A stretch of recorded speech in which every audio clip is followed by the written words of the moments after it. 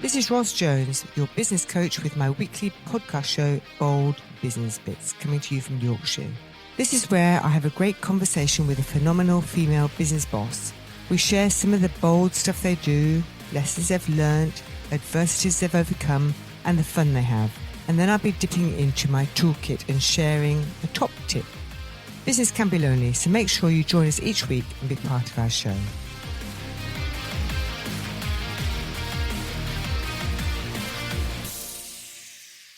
Hello and welcome. This is Ros Jones' Bold Business Bits podcast show, and today I'm delighted to be joined by Angie Doig-Thorne. Hello, Angie. Hi, Ros. How are you? I'm really good. Thank you so much for joining us today. You're welcome. Angie, so you're now a motivational hypnotherapist and coach practicing in York, in North Yorkshire. That's right. But I wanted, because I know you've had a really exciting life, so how did you get here? I've always been a great believer in the power of the mind, and I've always worked with people. So originally my background was in finance. So I started as a receptionist, worked my way up, did all the in-house exams and became a branch manager. Was that in York? It was initially in Doncaster. Okay. So this was when I was with my first husband. So I became a branch manager and I was working for an American finance company, and then he kind of dumped it on me that I was seeing someone else, and by the way, it's not the first time, and that marriage went down the pan very quickly. Yeah, I think so. In retrospect, it's the best thing he ever did for me. So I moved back to York from Doncaster, still working in finance.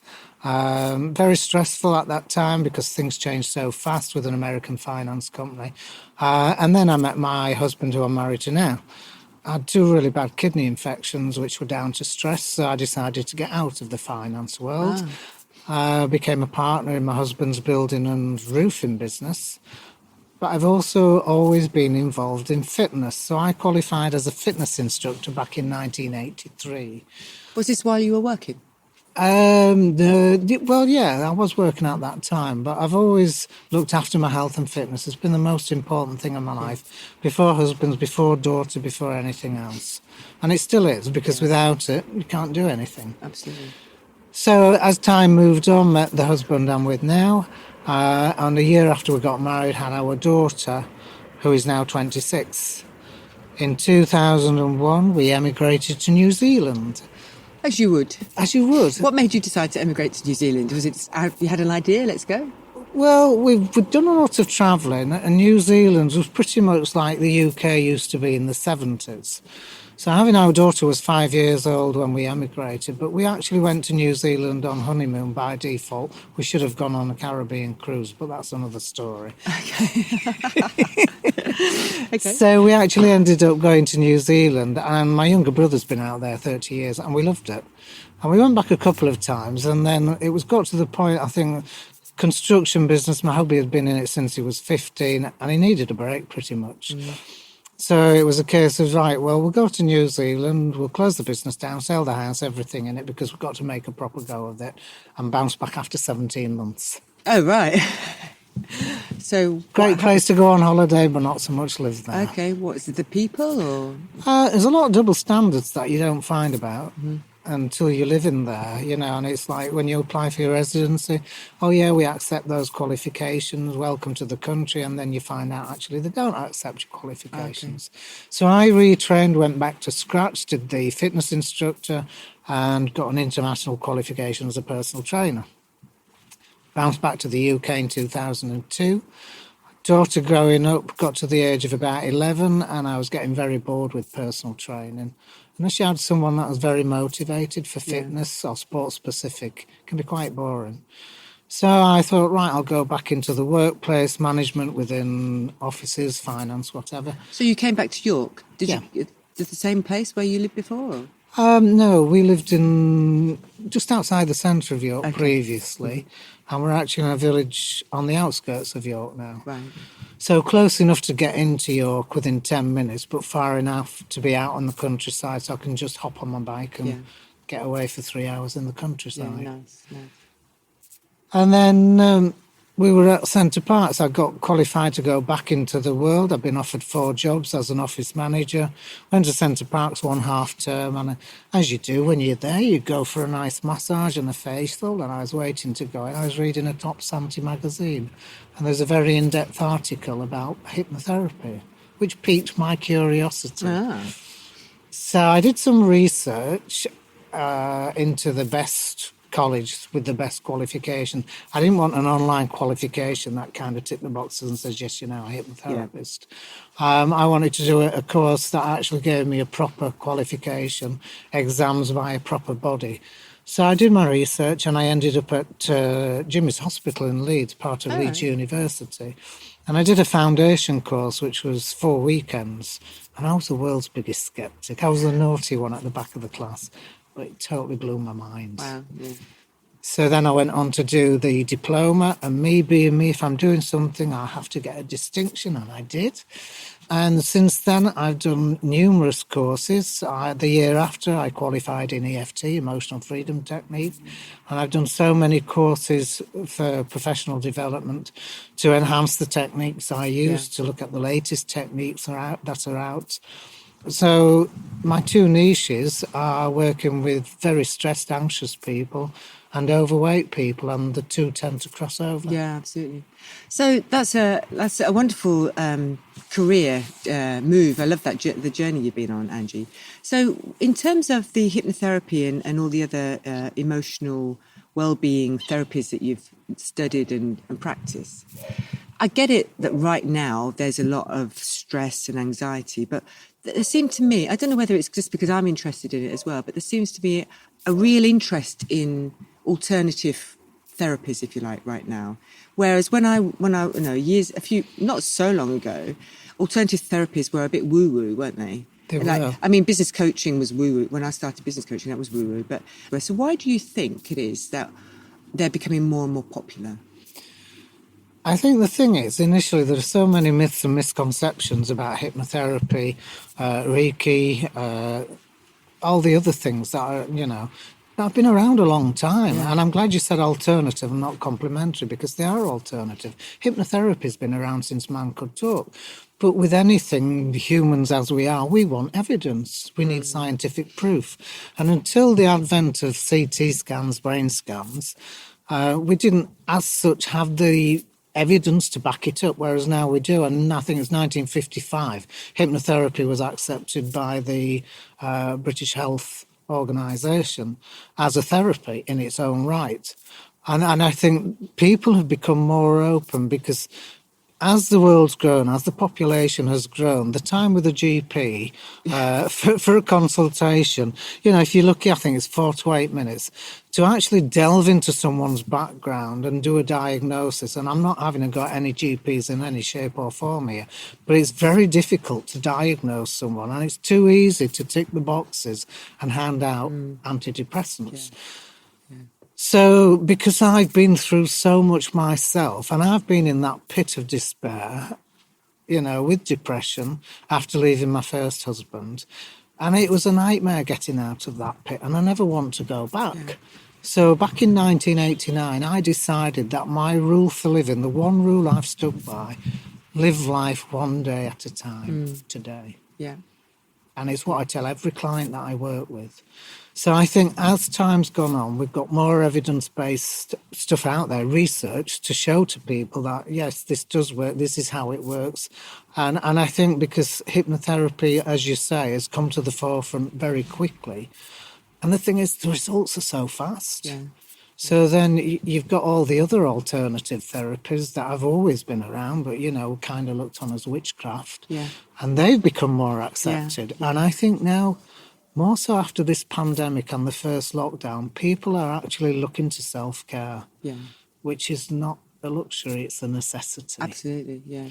So I think more people now will turn to Reiki, hypnotherapy, alternative therapies, to actually help them with the well-being, mentally and physically. There's so many interesting I don't know what you call them really, things anyway. So they're like shamanic journeying and Kundalini yoga and all these sort of spiritually based routines, or I don't know. Yeah, because yoga can be a routine, it can be part of life. And now we've been forced to slow down. Yeah. And we're looking at different things that people are realising that less is more, less materialistic, moving around at such a speed to cram everything into 24 hours, and looking at alternative ways to look after themselves, especially the mental side of things. Yeah. Well, it's very sad, but sort of shocking. I had a friend who's isolated alone, and I hadn't spoken to her for a while, and I sort of regret that really. When I spoke to her recently, she was in such a terrible state, and she's not working, she's living by herself, and I couldn't imagine that person who I knew just shrinking to that. Really, it's Introverting, as you say, and shrinking. Yeah. It's awful. And I've seen so many people, because all my sessions are via Zoom online, but I've seen so many people that when I first meet them, when, going back in the old days, going back to March, before March, when I saw people face to face, it works just as well online as it does face to face, but you can assess people more easily when they walk down to go into your therapy room. Yeah. You see how they walk, how they hold themselves. When you're dealing with someone in a room in the comfort of their own home, that's brilliant because it's less stressful for them. But then you don't see how they hold themselves as such, how they walk. So someone that's full of confidence, relaxed, calm, collected, happy, will walk quite tall, whereas someone that's feeling anxious, fearful, stressed, they tend to walk bowed over, maybe head down, not looking the world in the eyes. Because I've worked with people like that have come walk down, for the first session on consultation. I thought, dear me, she looks like a little old lady. And actually, she's not a little old lady. She's 53. Yeah. And the second week, bounced back through my door open. It's like, wow, this is a different person. Yeah, that's it must be immensely rewarding for you. What about you, though? So you've been doing this a long time, but what about, the time, maybe, would you like to share a time of where something wasn't quite right, or a big burden, an obstacle that was not such a good time in your life? But we learn from these things, don't we? So was there a time that you had to overcome, and what did you learn from it? Well, going back, as I say, my first husband, I met him when I was 16, got engaged when I was 18 and married a month before I was 22, and then I left him at 28. So he was my first love, and I thought we would be together forever. He broke my heart, literally, and it took me nearly 2 years to recover from that. So I bounced back to York, moved back in with my parents. So I lost my home. I lost everything in my home.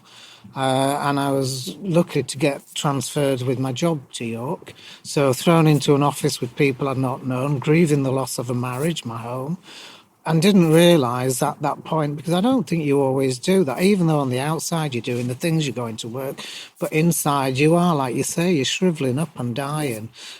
And it wasn't until one night I went to bed. I hadn't been asleep. I'd just turned the light off. I'd been listening to some music. And the next thing I knew, the room was, when you're on the waltzers and you move, it was like that. And it was really weird. And my mum came into my bedroom and she says, what's going on? What's wrong? And I says, why? She says, well, the most horrific animal sounds coming from your room. And I didn't realise it was me making those sounds.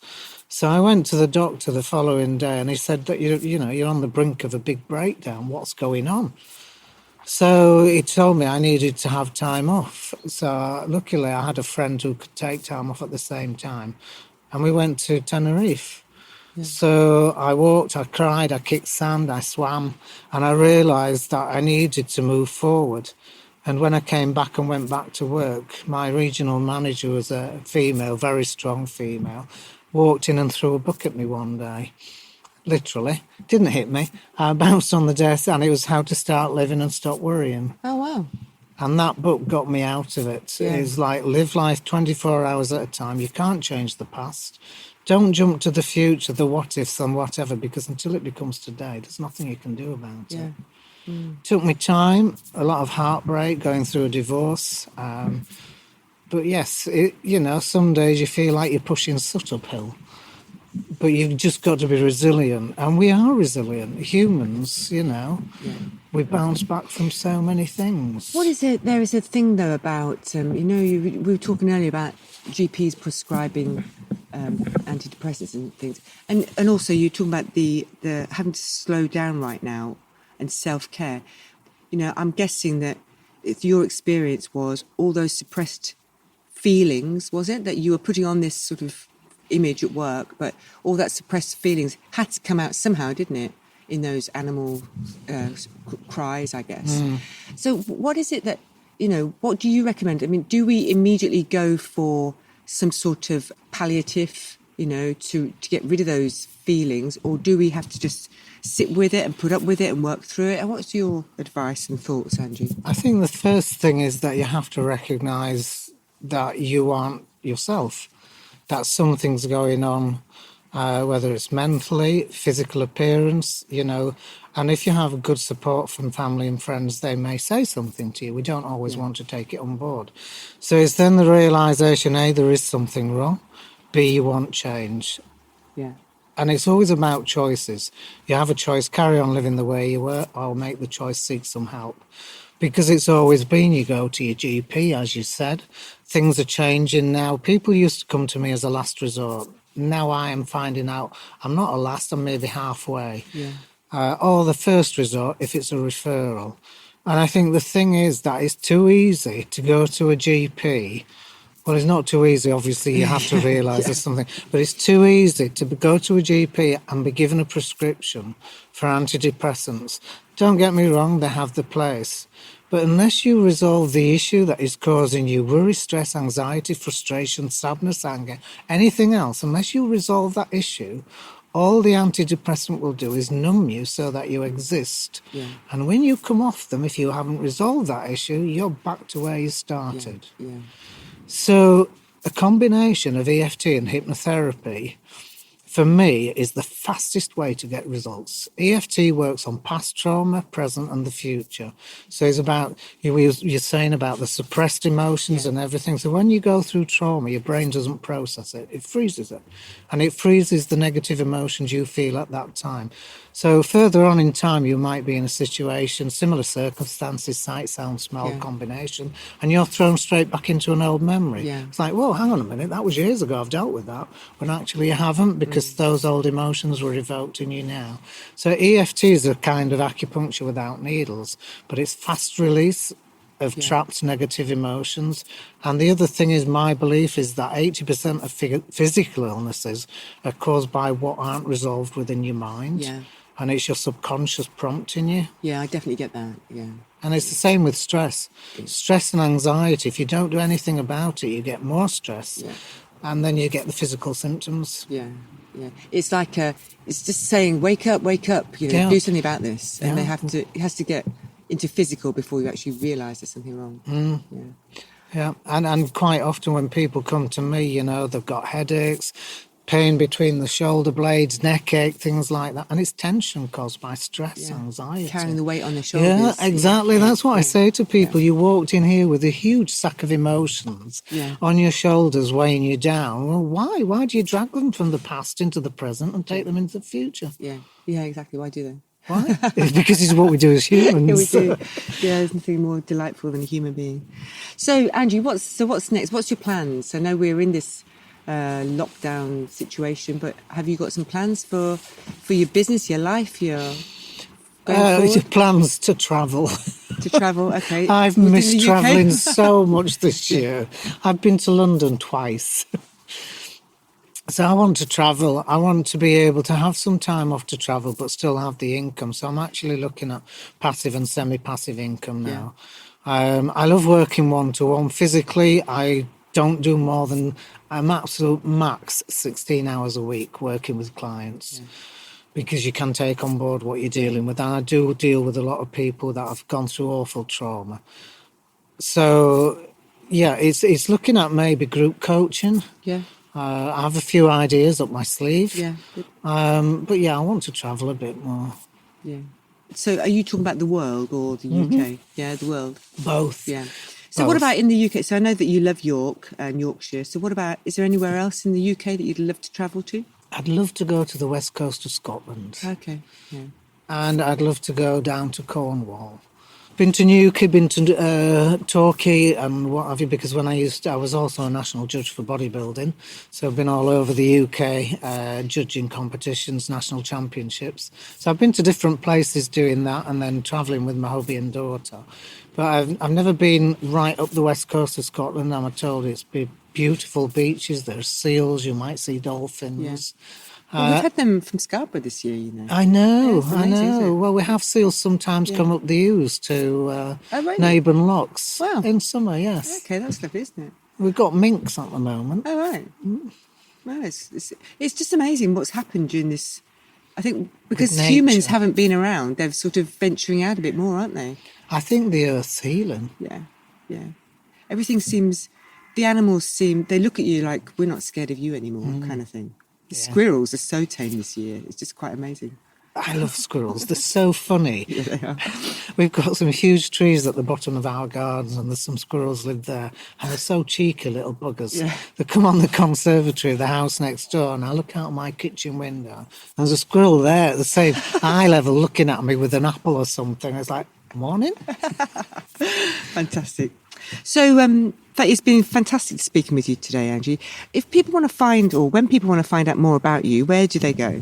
They can go to my website, which is www.yourhypnotherapist.com. Fantastic. So thank you very much again, Angie. Thanks. Thank you for having me.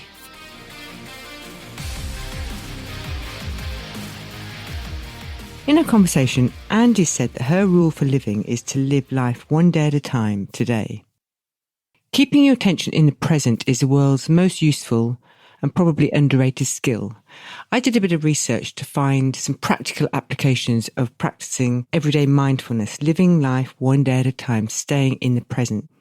There are actually hundreds of practical applications to practicing everyday mindfulness, and here are just a few. You don't have to have any spiritual aspirations. It just is really helpful in everyday life.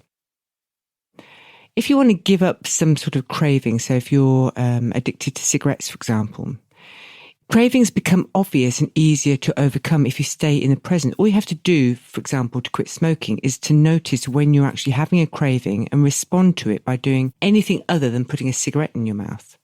That's all you need to do, and it's small enough to be achievable at any time.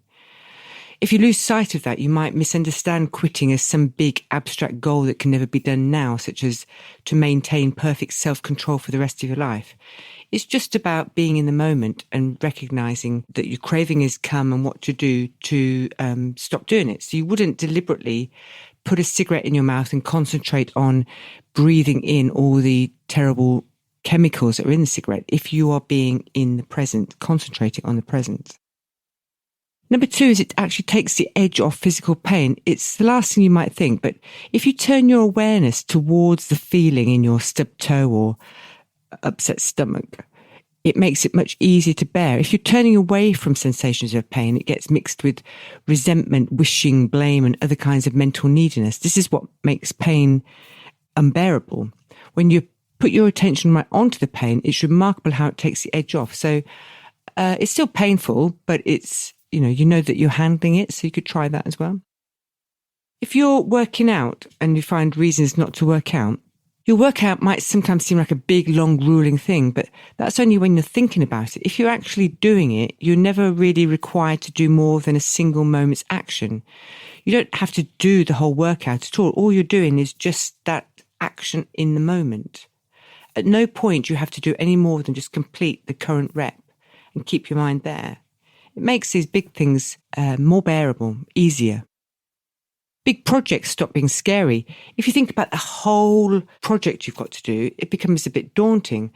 But all projects consist of single actions, most of which are no tougher than explaining something to someone or Googling someone's contact information. Once you have a plan, it's easy to make progress if you just stay focused on the requirements of the moment. Food tastes better and you eat less of it. If you pay full attention to all the sensations of eating a bite of food, put your fork down between bites to remind you, you'll really enjoy the eating experience more.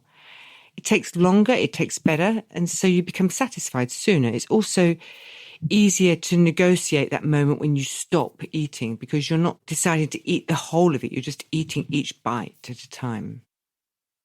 If you're doing a hobby that requires lots of practice, like getting better at a musical instrument, learning sports, anything like that, developing the habit of paying attention to how you're doing right now in the moment. For example, if you're fretting this guitar string right now, it's going to improve your playing much more quickly than accomplishing your goal of running scales for an hour every day for a month.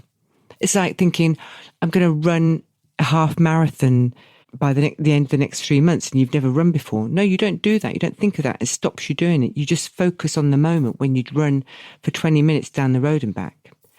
So you notice these differences when you're observing your body in the moment. And you miss them when you're just preoccupied with the whole end goal.